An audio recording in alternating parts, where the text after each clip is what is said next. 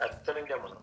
അന്തർ സ്കൂൾ വിട്ട് വീട്ടിലേക്കുള്ള വഴിയിലേക്ക് ഇറങ്ങുമ്പോഴുണ്ട് ദൂരെ നിന്ന് തന്നെ ചെറിയ മാമനെ കണ്ടു. അയ്യോ, പശുവിന്റെ കിടാവിനെ കെട്ടഴിച്ചു വിട്ടാൽ എങ്ങനെയുണ്ടാവും? അതുപോലെയായിരുന്നു മൂപ്പരുടെ തുള്ളിച്ചാട്ടം. ഒരിക്കലും മുറ്റത്ത്, പിന്നെ അകത്ത്, പിന്നെ വീണ്ടും പുറത്തേക്ക്. എന്തോ വലിയ രഹസ്യ ഓപ്പറേഷൻ നടക്കുന്ന പോലെ. ഇതൊക്കെ കണ്ടപ്പോഴേ ഞാൻ എൻ്റെ നടത്തത്തിന്റെ സ്പീഡ് ഒന്ന് കുറച്ചു. വെറുതെ പോയി എൻ്റെ മൊട്ടത്തിലേക്ക് ഒരു മേട്ടം വാങ്ങിവെക്കണ്ടല്ലോ എന്ന് മനസ്സിൽ പറഞ്ഞു. ചെറിയ മാമൻ സന്തോഷം വന്നാലും കൊട്ടും, ദേഷ്യം വന്നാലും കൊട്ടും, വെറുതെ മുന്നിൽ പെട്ടാലും കൊട്ടും. അതുകൊണ്ട് പതുക്കിയാണ് ഞാൻ നടന്നത്. അപ്പോഴാണ് ചെറിയളയമ്മ പുറത്തേക്ക് വന്നത്. എന്നെ കണ്ടപാടെ അവർ ഉറക്കെ വിളിച്ചു, "പിച്ച വന്നടാ." ആ ഒരു വിളി കേട്ടതോടെ എൻ്റെ കാലിന് ആരോ സ്പ്രിങ് കെട്ടിയതുപോലെയായി. പിന്നെ ഞാൻ കേട്ട പാതി കേൾക്കാതെ പാതി വീട്ടിലേക്ക് ഒരൊറ്റ ഓട്ടം. വീട്ടിലെത്തിയപ്പോഴേക്കും മൂക്കിലേക്ക് ഇരിച്ചു കയറുകയാണ് ഒരു മണം. സാധാരണ മണമല്ല, നല്ല അസൽ പേർഷ്യൻ അത്തറിന്റെ മണം. ആ മണം കിട്ടിയതോടെ എനിക്ക് ഉറപ്പായി വലിയ മാമൻ എത്തിയിട്ടുണ്ട്.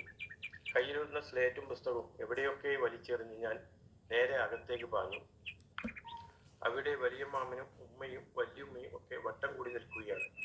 എന്റെ അനുജൻ ഹമീദാണെങ്കിൽ നേരത്തെ തന്നെ വലിയ മാമന്റെ തൊട്ടടുത്ത് സ്ഥലം പിടിച്ചിട്ടുണ്ട്. അവന്റെ മുഖം കണ്ടാൽ തോന്നും വലിയ മാമൻ പേർഷ്യയിൽ നിന്ന് വന്നതല്ല, അവനെ മാത്രം കാണാൻ വന്നതാണെന്ന്. ഞാൻ പതുക്കെ ചുറ്റും കണ്ണോടിച്ചു. ഒരു വലിയ കെട്ട് ഭദ്രമായി വല കണക്കെ കാർബോർഡിന്റെ മുകളിൽ കെട്ടിയിട്ടുണ്ട്. ഒരു ചെറിയ പെട്ടി, പിന്നെ ഒരു പാട്ടുപെട്ടി. എന്റെ കണ്ണ് അവിടുന്ന് മാറുന്നില്ല. അത് കണ്ടപ്പോൾ എനിക്ക് തോന്നിയത് അതിനുള്ളിൽ മുഴുവൻ അത്ഭുതങ്ങളാണെന്നാണ്. ചുറ്റും ഒരു പൂച്ചമീൻ ചട്ടി മണപ്പിക്കും പോലെ ഞാൻ ഓരോ പെട്ടിയുടെയും ചുറ്റും മണം പിടിച്ച് നടന്നു. ഇടയ്ക്ക് ഹമീദിനെ ഒന്ന് തോണ്ടിയതാ. അവൻ ഒരു ധൈര്യമില്ലാതെ എന്റെ വയറ്റത്തേക്ക് ടപ്പ് ഒറ്റ കുത്ത്, എന്നിട്ട് ഒരു കള്ളച്ചിരി, "ഇനി തോണ്ടിക്കോ" എന്ന മട്ടിൽ. വലിയ മാമൻ അതൊക്കെ കണ്ട് ചിരിച്ചുകൊണ്ട് പറഞ്ഞു, "ഇത് തുറന്നിട്ടില്ല മോനെ, പയ്യെ തുറക്കാം." അത് കേട്ടപ്പോൾ എനിക്ക് സമാധാനമായില്ല.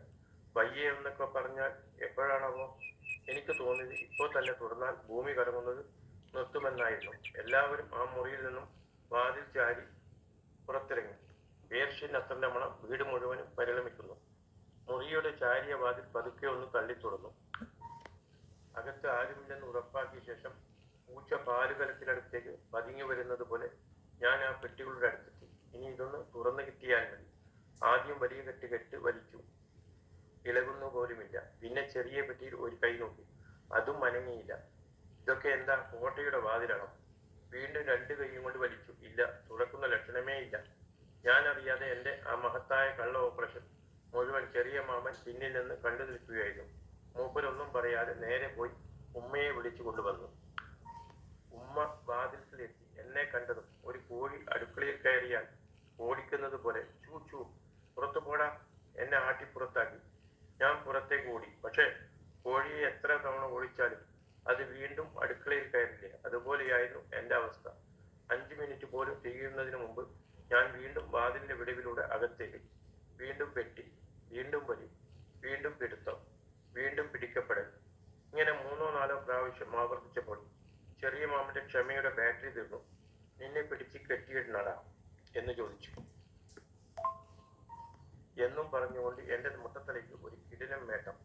ആ മേട്ടത്തിന്റെ ശബ്ദം എനിക്ക് മാത്രമേ കേട്ടുള്ളൂ. പക്ഷെ വേദന തല മുഴുവൻ കേട്ടു. അങ്ങോട്ട് തിരിഞ്ഞു നോക്കാതെ ഞാൻ പുറത്തേക്ക് വലിഞ്ഞു. അപ്പോഴാണ് ദൂരെ നിന്ന് കണാരം വരുന്നത് കണ്ടത്. അവന്റെ പതിവ് മോടി നടത്തവുമായി. ദൂരെ നിന്ന് തന്നെ അവൻ വിളിച്ചു, "കളിക്കാൻ വരുന്നില്ലടാ." ഞാൻ ഉടനെ നെഞ്ചി വിരിച്ചു. ഇന്നത്തെ ദിവസം ഞാൻ സാധാരണ അന്തരവല്ല, പേർഷ്യക്കാരന്റെ അനന്തരവൻ. അവൻ അടുത്തെത്തിയപ്പോൾ ഞാൻ ഗൗരവത്തിൽ പറഞ്ഞു, "ഞാൻ ഇന്ന് കളിക്കാൻ വരുന്നില്ലടാ. എന്റെ വലിയ മാമൻ പേർഷ്യയിൽ നിന്നും വന്നിട്ടുണ്ട്." കണാരന്റെ കണ്ണ് തള്ളിപ്പോയി. "കണാരൻ എവിടെ?" അവൻ വീടിനുള്ളിലേക്ക് എത്തി നോക്കാൻ തുടങ്ങി. ഞാൻ ഉടനെ കാച്ചി ഒരു കള്ളം, "അവര് പുതിയ പുരയിലേക്ക് പോയിരിക്കുകയാണ്." കണാരന്റെ മുഖം കണ്ടാൽ തോന്നും നാടകം കാണാൻ കഴിയാത്തവനെ പോലെ, മടങ്ങുന്ന ആളെ പോലെ. അവനോട് ആ കള്ളം വിജയിച്ചതിന്റെ സന്തോഷത്തിൽ എന്റെ നെഞ്ച് ഒരിഞ്ചു കൂടി വീർത്തു. പക്ഷെ ആള് പോകുന്ന ലക്ഷണമില്ല. വീട്ടിലേക്ക് നോക്കും, എന്നെ നോക്കും, വീണ്ടും വീട്ടിലേക്ക് നോക്കും. അവസാനം എനിക്ക് സഹിക്കട്ടു. "പോടാ, കളി തുടങ്ങി കാണും, പോയെ പോയെ." ഞാൻ 2-3 പ്രാവശ്യം ഓടിച്ചപ്പോഴാണ് കണാരൻ മനസ്സില്ലാ മനസ്സോടെ കളിസ്ഥലത്തേക്ക് നടന്നത്. അപ്പോഴേക്കും സുലുവും റാത്തയും ജഹാനും ഉമ്മിയും അസർച്ചയും എല്ലാം അവിടെ എത്തി. കുറച്ചു നേരം കഴിഞ്ഞപ്പോൾ കശുമാവിൻ തോട്ടത്തിൽ കൂടി വലിയ ഇളയമ്മ വരുന്നത് കണ്ടു. അവർ അങ്ങ് ദൂരെ വലിയ പറമ്പിൽ നിന്നാണ് വരുന്നത്. കുറെ പുഴയൊക്കെ കടക്കണം. കയ്യിലൊരു സഞ്ചി. ഞാൻ ഓടിച്ചെന്ന് സഞ്ചി വാങ്ങി. വലിയ രഹസ്യം പറയും പോലെ പതുക്കെ പറഞ്ഞു, വലിയ മാമ വന്നിട്ടുണ്ട്. ഇളയമ്മ ഒരു നിമിഷം നിന്നുപോയി. എപ്പോഴാ മോനെ? കുറെ നേരമായി. ആ ഒരു വാർത്ത കേട്ടതോടെ ഇളയമ്മയുടെ നൃത്തത്തിന്റെ വേഗം തന്നെ കൂടി. വലിയ ഇളയമ്മയ്ക്ക് ഞങ്ങളുടെ വീട്ടിലേക്കുള്ള വരവ് തന്നെ ഒരു ചെറിയ ആഘോഷമായിരുന്നു. അതിന് മുകളിൽ പേർഷ്യയിൽ നിന്നും വലിയ മാമനും എത്തിയിട്ടുണ്ടെന്ന് അറിഞ്ഞപ്പോൾ ആ സന്തോഷം ഇരട്ടിയായി. കുറെ സമയം കഴിഞ്ഞപ്പോൾ വലിയ മാമൻ ഇത്താത്തയും ഉമ്മയെയും മറ്റുള്ളവരെയും ഒക്കെ റൂമിലേക്ക് വിളിച്ചു. കൂട്ടത്തിൽ എന്നെ മാത്രം വിളിച്ചില്ല. ഞാൻ പിന്നെ നോക്കി നിൽക്കുമോ? ആരും കാണാതെ പതുങ്ങി പതുങ്ങി അകത്ത് കയറി ഒരു മൂലയിൽ സ്ഥലം പിടിച്ചു. കുട്ടികളെ വിളിക്കാത്തിടത്താണ് ഏറ്റവും രസമുള്ള കാര്യം നടക്കാറുള്ളത് എന്നായിരുന്നു അന്നത്തെ എന്റെ വിശ്വാസം. എല്ലാവരും എത്തിയപ്പോൾ മാമൻ ആ വലിയ കാർബോർഡ് പെട്ടി പതുക്കെ അടിച്ചു. ഞങ്ങളെല്ലാവരും ശ്വാസം മടക്കി പിടിച്ച് നോക്കി നിന്നു.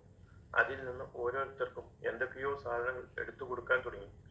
ആരുടെ കയ്യിൽ എന്ത് കിട്ടുന്നു എന്നൊന്നും ഞാൻ ശ്രദ്ധിച്ചില്ല. എനിക്ക് എന്ത് കിട്ടും എന്ന ആകാംക്ഷ മാത്രമായിരുന്നു. അപ്പോഴാണ് മാമൻ എൻ്റെ കയ്യിലേക്ക് ഒരു പ്രത്യേകതരം സ്കെയിൽ തന്നിട്ട് പറഞ്ഞത്, ഇത് അങ്ങോട്ടും ഇങ്ങോട്ടും മാറ്റിയാൽ ഇതിലെ ഫോട്ടോ മാറും മോനെ. എൻ്റെ കണ്ണപ്പോൾ അത്ഭുതം കൊണ്ട് തള്ളിപ്പോയി. സ്കെയിൽ ചിത്രം മാറുന്നുവെന്നത് എനിക്ക് മാന്ത്രിക വിദ്യ പോലെ തോന്നി. അതിൻ്റെ കൂടെ ഒരു പെൻസിലും പേനയും തന്നു. ബാക്കിയുള്ള സാധനങ്ങളൊക്കെ ഉമ്മയുടെ കയ്യിൽ ഏൽപ്പിച്ചു.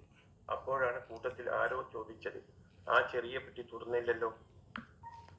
വലിയ മാമൻ ചിരിച്ചുകൊണ്ട് പറഞ്ഞു, അതിൽ എൻ്റെ ഡ്രസ്സുകളാണ്. പക്ഷെ പറഞ്ഞതുകൊണ്ട് മാത്രം ഞങ്ങൾ അടങ്ങുമോ? എല്ലാവരുടെയും കണ്ണ് ആ ചെറിയ പെട്ടിയിലായിരുന്നു. അവസാനം മാമൻ അതും എടുത്ത് മുകളിലേക്ക് വെച്ചു. അതിന് രണ്ട് സൈഡിലും നെക്കിയപ്പോൾ ടക്ക് എന്നൊരു ചെറിയ ശബ്ദത്തോടെ പൂട്ടു തുറന്നു. എൻ്റെ റബ്ബേ! ആ പെട്ടി തുറന്നതും മുറിയാകെ ഒരു പ്രത്യേക മണം വരുന്നു. അതൊരു സാധാരണ മണമായിരുന്നില്ല. പിന്നീടാണ് മനസ്സിലായത്, അത് പേർഷ്യൻ അത്തറിന്റെ മണം. പെട്ടിക്കുള്ളിൽ മാമന്റെ ഡ്രസ്സ് മാത്രമേ ഉണ്ടായിരുന്നുള്ളൂ. പക്ഷെ ആ തുണികൾ പേർഷ്യയുടെ മണമുണ്ടായിരുന്നു. ആ മണം മൂക്കിലൂടെ കയറി മനസ്സിലേക്കാണ് പോയത്. ഇന്നും ആ നിമിഷം ഓർക്കുമ്പോൾ ആദ്യം ഓർമ്മ വരുന്നത് ആ മണമാണ്. അത് കഴിഞ്ഞ് മാമൻ ആ പെട്ടിപ്പാട്ട് ടേപ്പ് റെക്കോർഡ് എടുത്ത് എല്ലാവരെയും കാണിച്ചു. ഇതിന്റെ മുകളിൽ നെക്കിയാൽ പാട്ട് പാടും. ഇതാ ഈ ബട്ടൺ ഞെക്കിയാൽ ഇങ്ങനെ തുറക്കും. ഇതിൽ കാസറ്റ് ഇട്ട് അടച്ചിട്ട് ഈ ബട്ടൺ അമർത്തിയാൽ പാട്ട് കേൾക്കാം. ഇതിന് വലിയ ബാറ്ററിയാണ് വേണ്ടത്. മാമൻ പറഞ്ഞതെല്ലാം ഞങ്ങൾ തലകുലുക്കി കേട്ടു. പക്ഷെ അതിൽ പകുതിയും ഞങ്ങൾക്ക് മനസ്സിലായില്ല. ഞങ്ങൾക്ക് മനസ്സിലായത് ഒറ്റ കാര്യം മാത്രം, ഇത് ഭയങ്കര വിലയുള്ള സാധനമാണ്. മാമൻ തന്ന പെൻസിലും പേനയും ഞാൻ വേഗം ഉമ്മയുടെ കയ്യിൽ ഏൽപ്പിച്ചു. സ്കെയിൽ മാത്രം മുറുക്കി പിടിച്ച് പുറത്തേക്ക് ഒരൊറ്റ ചാട്ടം. പുറത്തിറങ്ങി നോക്കിയപ്പോൾ മുറ്റം ആളൊഴിഞ്ഞു നിൽക്കുന്നു. സന്ധ്യ ഇരുട്ടിന് വഴിമാറിക്കൊണ്ടിരിക്കുകയാണ്. ഞാൻ ആ സ്കെയിൽ മറിച്ചും തിരിച്ചു നോക്കി. ഓരോ തവണ തിരിച്ചപ്പോഴും അതിലെ ചിത്രം മാറുന്നു. അയ്യോ, എന്തൊരു അത്ഭുതം! പക്ഷെ ഈ അത്ഭുതം ഇനി ആർക്ക് കാണിക്കും? ചുറ്റും ഒരു കുട്ടി പോലും ഇല്ല. എനിക്കാണെങ്കിൽ ഇപ്പോൾ തന്നെ നാട്ടിലെ 2-3 പിള്ളേരെ വിളിച്ചുകൂട്ടി കാണിക്കണം. എൻ്റെ വലിയ മാമൻ പേർഷ്യയിൽ നിന്നാണ് വന്നതെന്ന് എല്ലാവരും അറിയണ്ടേ. കുറച്ചു നേരം കഴിഞ്ഞപ്പോൾ മാമനും മാണിക്കും പുതിയ പുരയിലേക്ക് പോകാൻ ഒരുങ്ങി. പോകുന്ന സമയം ഞങ്ങൾക്ക് പൈസ തന്നു. ഞാൻ ഹമീദിനെ നോക്കി. അവൻ കിട്ടിയ പൈസ ആരെങ്കിലും തട്ടിപ്പറിക്കുമെന്ന പേടിയിൽ കൈമുഷ്ടിക്കുള്ളിൽ മുറുക്കി പിടിച്ചു നിൽക്കുകയാണ്. എനിക്ക് 5 രൂപ തന്നെ. എനിക്കാണെങ്കിൽ ആ 5 രൂപയുടെ വിലയേക്കാൾ അതിന്റെ മണമായിരുന്നു വലുത്. പേർഷ്യൻ അത്തറിന്റെ മണം നിറഞ്ഞ ആ നോട്ട് ഞാൻ തിരിച്ചും മറിച്ചും മണത്തു നോക്കി. പിന്നെ ആ ഇരുട്ടിൽ അതും പിടിച്ച് തുള്ളിച്ചാടി നടന്നു. അന്ന് രാത്രി എനിക്ക് ഉറക്കം വന്നില്ല. പിറ്റേന്ന് സ്കൂൾ കൊണ്ടുപോയി ഈ സ്കെയിൽ എല്ലാവരെയും കാണിക്കണം. എല്ലാവരും അത്ഭുതത്തോടെ എന്നെ നോക്കണം. അതായിരുന്നു മനസ്സിൽ വയ്യ. രാവിലെ സ്കൂൾ സമയമാകുന്നതിന് മുമ്പേ ഞാൻ ഓട്ടം തുടങ്ങി. വഴിയിൽ കണ്ട 1-2 കൂട്ടുകാർക്ക് ആദ്യം തന്നെ സ്കെയിൽ കാണിച്ചു കൊടുത്തു. അപ്പോൾ അവര് പറഞ്ഞു, ഇങ്ങതാ ഒന്ന് നോക്കട്ടെ. അന്ത്രു, പറ്റില്ല, സ്കെയിൽ തന്നാൽ ചേറാകും. ഞാൻ കാണിച്ചു തരാം, നിങ്ങൾ നോക്കിയാൽ മതി. അത് കേട്ട് ഒരുത്തൻ ചിരിച്ചുകൊണ്ട് പറഞ്ഞു, അന്ത്രു അധികം തുള്ളണ്ട, ഞങ്ങളുടെ വീട്ടിലും പേർഷ്യക്കാരുണ്ട്. അത് കേട്ടപ്പോൾ എൻ്റെ ഗ്യാസ് കുറച്ചൊന്നു പോയി. എങ്കിലും സ്കൂളിലെത്തിയപ്പോൾ ഞാൻ വലിയ സ്കെയിൽ അങ്ങോട്ടും ഇങ്ങോട്ടും മറിച്ച് അതിലെ ചിത്രം കാണുമ്പോൾ എല്ലാവരും അത്ഭുതപ്പെടും എന്ന് വിചാരിച്ചു ഞാൻ. പക്ഷെ പ്രതീക്ഷിച്ചതുപോലെ ഒന്നും നടന്നില്ല. ആരും എൻ്റെ സ്കെയിലിലേക്ക് നോക്കുന്നത് പോലും ഇല്ല. അപ്പോഴാണ് സത്യം മനസ്സിലായത്. എന്നേക്കാൾ മുമ്പേ ഉമ്മി ആ സ്കെയിൽ ക്ലാസ്സിലുള്ള എല്ലാവർക്കും കാണിച്ചു കഴിഞ്ഞിരുന്നു. ഒരാളുടെ കയ്യിൽ നിന്നും അടുത്തയാളുടെ കയ്യിലേക്ക്. അങ്ങനെ അത് ഗ്ലാസ് മുഴുവൻ ചുറ്റിയിരുന്നു. ഞാൻ കൊണ്ടുവന്ന വലിയ അത്ഭുതം എല്ലാവർക്കും പഴയ വാർത്തയായി കഴിഞ്ഞിരുന്നു. എൻ്റെ ചങ്ങാതിമാർ പോലും എന്നെ മൈൻഡ് ചെയ്തില്ല. ഞാനോ തലയിൽ നല്ലൊരു അടി കിട്ടിയവനെ പോലെ ബെഞ്ചിലിരുന്നു. ഉമ്മിയെ കൊണ്ട് ഞാൻ തോറ്റു. വല്ലാത്ത പെണ്ണേ.